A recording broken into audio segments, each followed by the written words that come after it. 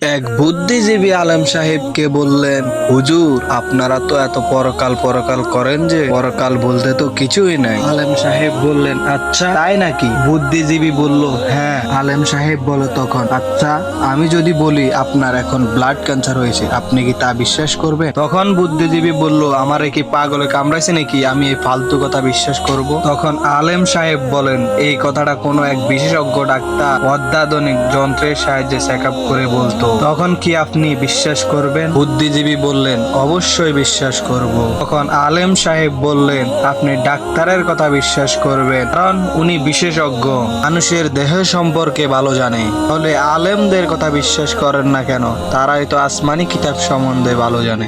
হাদিসের মধ্যে রিসার্চ করে বলেন, পরকাল আছে, মৃত্যুর পরে আরেকটা জীবন আছে, জান্নাত আছে, জাহান্নাম আছে। জীবী তার বুদ্ধি খাটাইয়া বলল, হুজুর আপনার কথাই ঠিক।